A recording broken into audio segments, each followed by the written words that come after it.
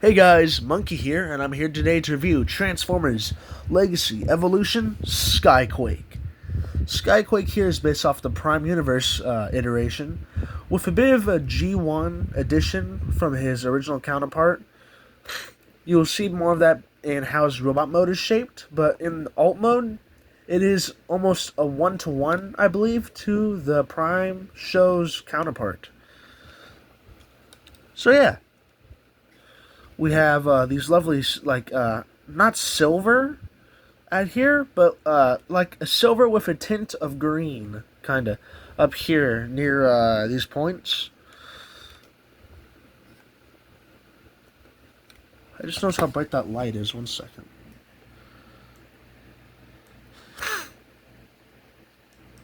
Let's. Yeah, this works. But yeah,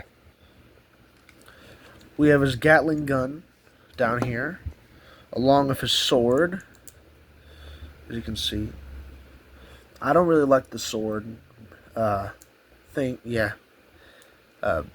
bends too easily. Things start snapping off down here.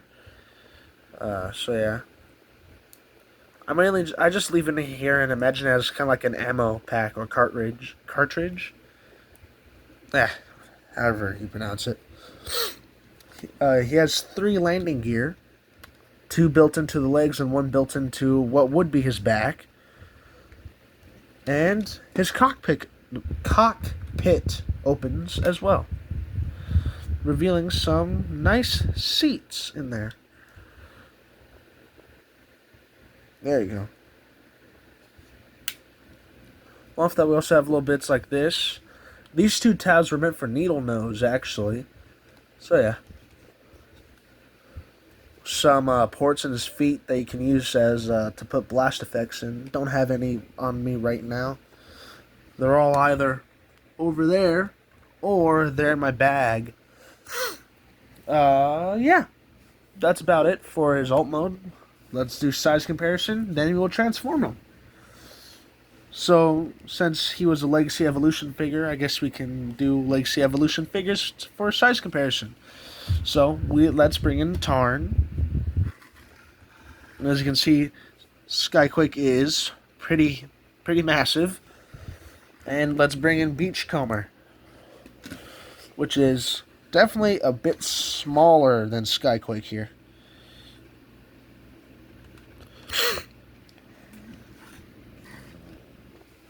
But yeah, let's grab these, put them off to the side for now. And now we get into transformation. For me, I don't really know how I start with this. I guess you could, first of all, flip up the landing gears and untab the legs, I guess. You untab them from these tabs right here.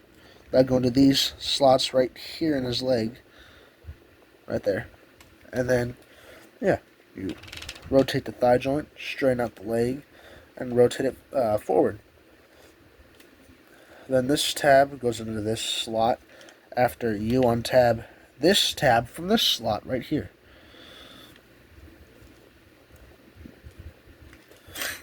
Yeah, you know, just hinge some of these up like so. Bam. Oh yeah, don't forget to flip up his toes. Oh yeah, also thrusters can move. I don't really know why, but they can. Which is neat. But now we're into upper torso. You want to pull these shoulder pads out. You kind of untab everything down here in the middle. Flip these parts and pieces up. But before you do anything else, you want to go to the back and hinge up the arms and untab them from each other. And now you can rotate these around. With that, you also want to rotate these back parts right here, like so. And now we get into the whole cockpit thing. Wait, actually, you want to collapse the torso and waist together like that first. Now we go into this. You want to untab this. Careful of the head because you could scratch the gunmetal on his forehead. bend down the nose cone, like so, and kind of angle the cockpit out. Move the shoulder pads however you'd like. I know we are not really supposed to do this, but I do prefer pulling at least one out because it makes it easier to transform, because get stuff out of the way. I know you're not supposed to, but I'm not going to lie, I really hate transforming this guy. He is not that fun for me. But yeah, you do that. Then this notch goes into this little tab right in here. Second. Yeah, right here. This little thing. So you just kind of slide it down. You want to have the windshield angled out a bit so it can go through the back panels here. Which is why I didn't want to tab them in just yet. Because now you can tab them together and the windshield's through. Now let's reattach this shoulder pad if it wants to go back in.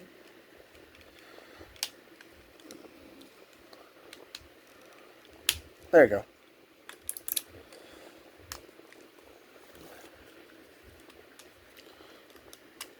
Yeah, nothing really wants to tab in too well on this guy, and that's what really bugs me. Okay, now it's staying in. Alright. Now we come up to his arms. Kind of just want to straighten out the shoulder pads first.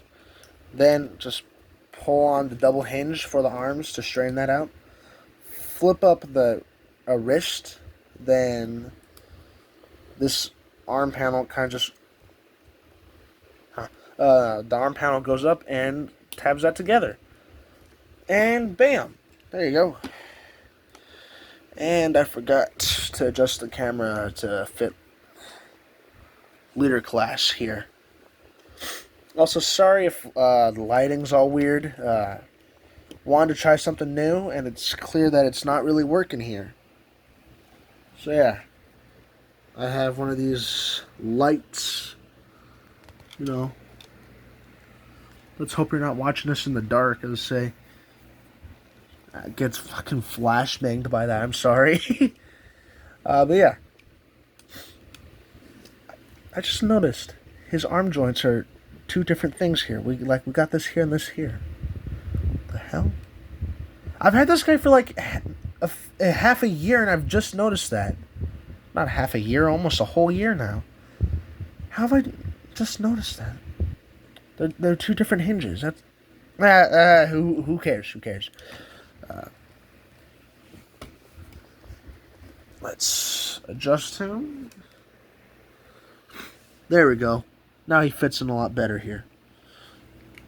This is Decepticon Skyquake from the Prime Universe and from Legacy Evolution. You can see a bit more of that G1 Skyquake in the torso here for Skyquake. Along with that, we can go over to his back, which is surprisingly clean.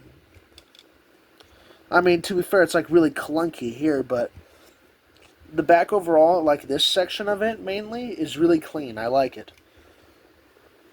Along with that, he has open hands. They don't move, but you know, open hands are still good.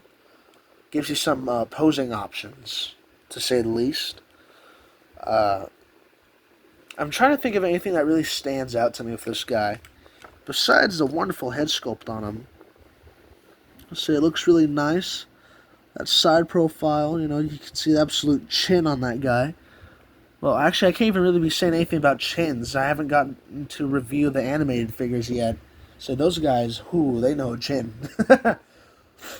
Along with that, we also have this lovely forehead crest, along with these angled points, sort of resembling the Decepticon logo.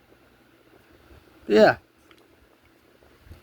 Gonna get these other guys transformed, and I'll do some size comparisons. I just noticed. This fell off. His wings like to fall off often. Let's say it's that and these ones right here. Alright, well, I'm going to transform the other guys, and I'll do that size comparison. Alright, got the figures ready for size comparison. So, bam, we got Tarn, and we got... Where is he? Oh, there he is. Beachcomber. As you can see, the dude's massive. And you know what?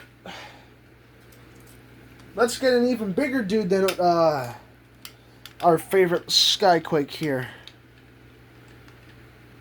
1 second. I swear to God, they didn't put heels in this guy, so he keeps wanting to fall over. There we go. Someone bigger than Skyquake. Now, actually, back to Skyquake, though. 1 second. Did that fall? Oh, for a second I thought something broke. Yeah, so Skyquake is a lovely leader class figure with really nice details, actually. With everything that he's supposed to be, you know, Prime Universe and stuff. As much detail as I see, there's also a pretty big lack of it. Like, we have these really smooth shoulder pads. I don't mind it because it's still nice, but extremely smooth. Compared to everything else. These shoulder pads just feel too smooth compared to everything else.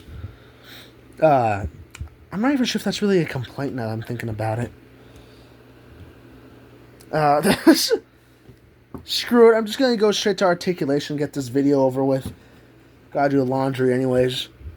So yeah, head's on a ball joint. Look up that far, look down that far. Doesn't really tilt. Full 360. And his neck is on a slider, so bam. It can go back and forth a bit. Really weird, too.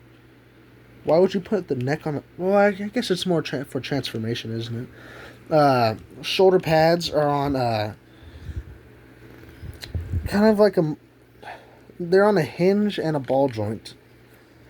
So, a lot more articulation in there, I guess. Shoulder joints are on a 360 rotation. Also a butterfly joint there. Arms can go out that far on a ratchet. In that far. And there's a bicep swivel that goes a full 360. Arms can bend back that far. Forward that far. And incorporating that double elbow bend can bend about... Definitely past 90. That's for sure. We have a wrist swivel. Full 360. A 360 waist swivel. Legs can go out that far, in that far, and back and forward that far. And he can go even... Never mind, that is as high as he can go. There's a double knee bend for transformation, but can also get him into some nice poses. And we have an ankle pivot. That's not really good. That is about as far as it goes. Then a toe bend and thruster movement, I guess. I'm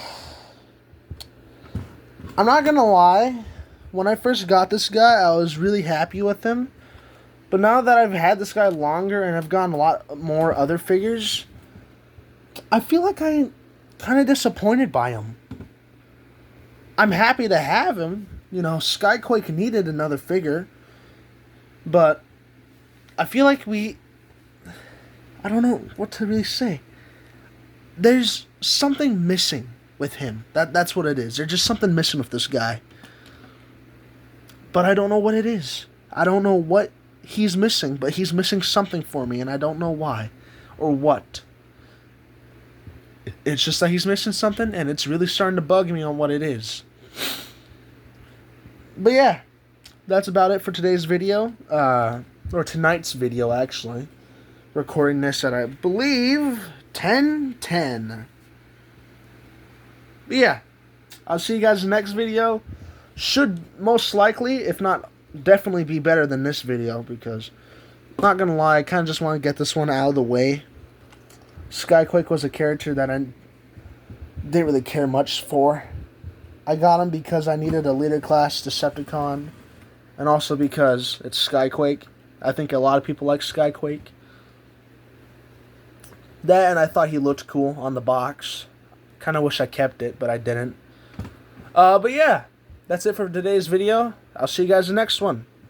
See ya.